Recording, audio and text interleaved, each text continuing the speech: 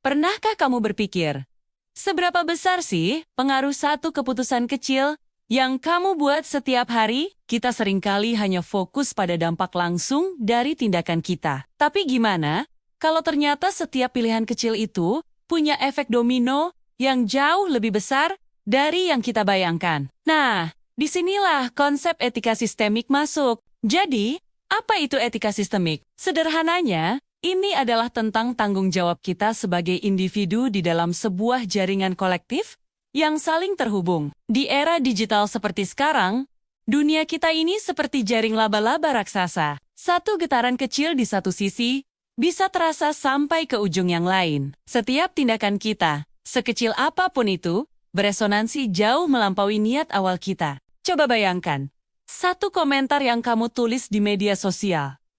Mungkin niatnya cuma iseng atau sekadar ikut-ikutan. Tapi, komentar itu bisa dibaca ribuan orang, memengaruhi cara mereka berpikir. Bahkan mungkin memicu reaksi berantai yang lebih besar. Atau saat kamu memutuskan untuk membeli produk tertentu. Pilihanmu itu, kalau digabungkan dengan pilihan jutaan orang lain, bisa menentukan nasib sebuah industri, memengaruhi kondisi lingkungan, bahkan nasib para pekerjanya. Satu ucapan, satu klik, satu pilihan sederhana, punya kekuatan untuk mengubah persepsi dan realitas kolektif kita. Inilah inti dari etika sistemik. Pertanyaannya bukan lagi sekadar apakah tindakan ini benar atau salah untuk diriku sendiri, tapi bergeser menjadi apa dampak jaringan dari tindakan ini. Kita diajak untuk berpikir lebih luas, melihat gambaran besarnya. Kita bukan lagi aktor tunggal di atas panggung, melainkan bagian dari sebuah orkestra besar. Setiap nada yang kita mainkan,